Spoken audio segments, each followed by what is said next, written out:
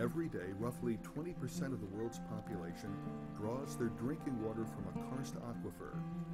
Even though many people are familiar with typical karst landforms, like caves, springs, and sinkholes, many have never heard the word karst before.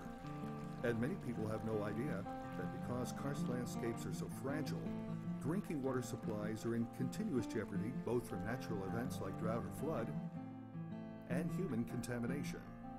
But what is karst? And why is it so important to our health, our economic well-being, and our quality of life? So karst is generally seen as the removal of carbonate rocks. Karst being characterized by things such as sinkholes and caves, the rapid movement of water through these carbonate rocks. So that makes it a very vulnerable environment, especially with a lot of people living on top of it. The major reason for that, of course, is where people are, there's pollution, and people tend to dump their pollution into the ground. Now, in a karst environment, with the removal of a lot of that rock, that pollution can get into the groundwater that people drink. It can also get into the aquifer, which can create a long-term problem. And we also have issues with the biota, the organisms that live in this subterranean environment. Florida is entirely a karst landscape. Because Florida rests entirely on karst, the nearest karst landform is never more than a short drive away.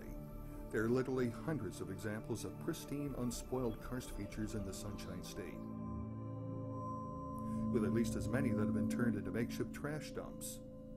These highly sensitive environments can be found in remote wilderness areas and densely populated urban settings. Karst features in cities face the greatest risk of pollution. We are here in Ocala near a Walmart. It's located right near downtown. There's actually a sinkhole just behind the Walmart that goes down probably 50 or 60 feet with a cave at the bottom. And so what we're going to do is go out and take a look at some of the karst features that are located in an urbanized area of Florida.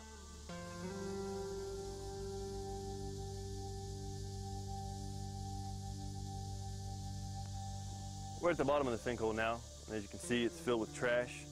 People have come down here and disturbed this whole sinkhole area quite a bit, and off to the right is actually a cave entrance. There's a small amount of passage, and the trash actually is also inside the cave, so there's been quite a bit of disturbance, mostly because of its close proximity to the Walmart and the downtown area where there's a lot of urban development, and people were able to find it quite easily.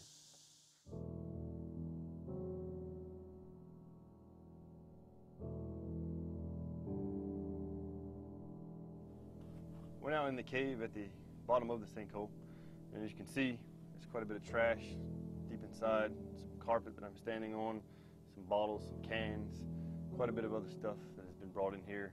People have likely lived in here, partied in here, and the bad thing about it is there's also water that flows in here.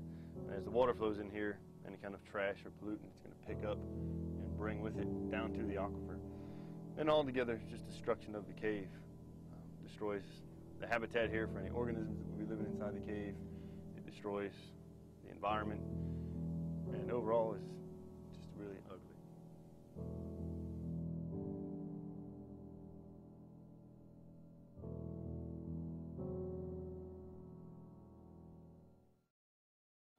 This is actually someone's backyard in a residential neighborhood, and again, emphasizing the point that karst features can be found anywhere. They're not just found out in the middle of the forest or out in the middle of the countryside. This is actually right in the middle of downtown, and you can see this sinkhole has been heavily impacted, most likely because of its location. I'm sure if you tested the water quality here, you would find that the water quality is probably quite poor. And this sinkhole is basically just a surface expression of the aquifer down below us, flowing south down to the river where the drinking water is actually withdrawn for the city and all the people that live in it. So this is an odd place to find a spring. It looks more like a swimming pool. It does look more like a swimming pool, and as you can see behind me, there's actually a swimming pool back there, and it's a replacement for the spring, which used to be a place where you could swim. But research has actually shown that water quality has declined so much in the past due to all the urbanization and the development around the spring itself that swimming in here would actually be harmful to your health. And this spring is a great example to show how all this pollution from all the vehicles and some of the industry has actually caused the water quality to decline in the spring, which has a run that goes to the river where water for drinking purposes is actually withdrawn for the people around here in this vicinity. Because karst landforms provide a direct connection between the surface and the groundwater, people living nearby can easily degrade their own water supplies without even knowing they're doing it. But even karst landforms off the beaten path are not completely safe from the impact of human activity. Water travels quickly through karst aquifers, which means that pollutants dumped into a sinkhole in an industrial urban area can make their way to a cave in the middle of the woods in a matter of hours.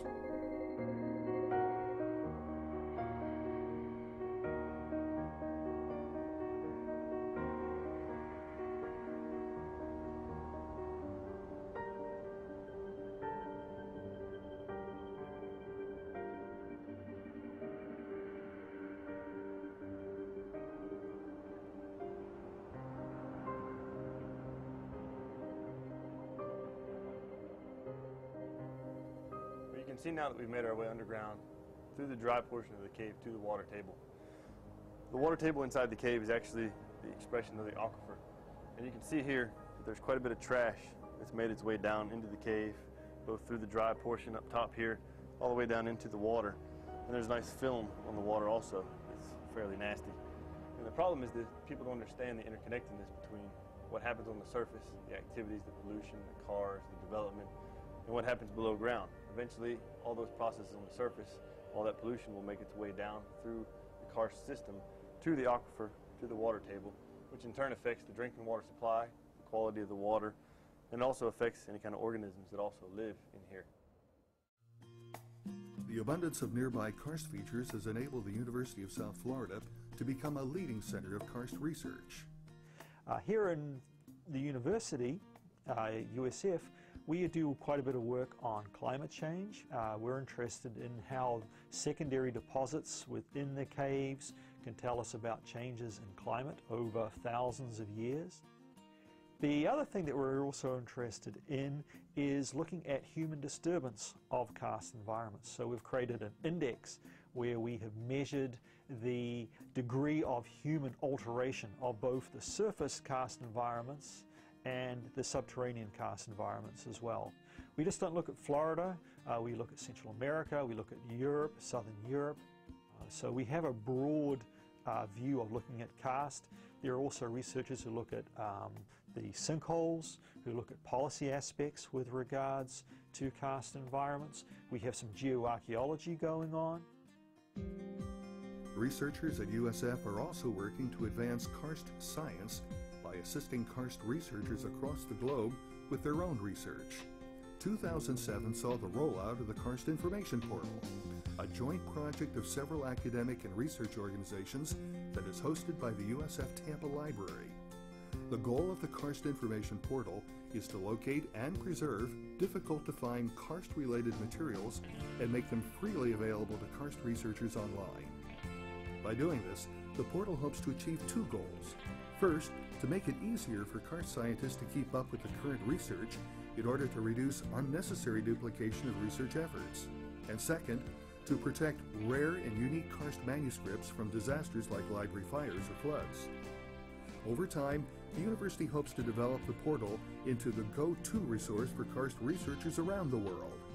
Since its unveiling, the portal has added over 4,000 items to its content collection and is adding more every week. If people had a better understanding of how interconnected the karst system is, basically through research and other activities that we've done that shows how these activities affect the inside of the cave, then perhaps the water and all would be better protected. Karst water issues are critically important to a huge segment of the world's population, as many as 1 billion people. University of South Florida is at the forefront of research efforts intended to further our understanding of how karst works and what we can do to protect these vital resources.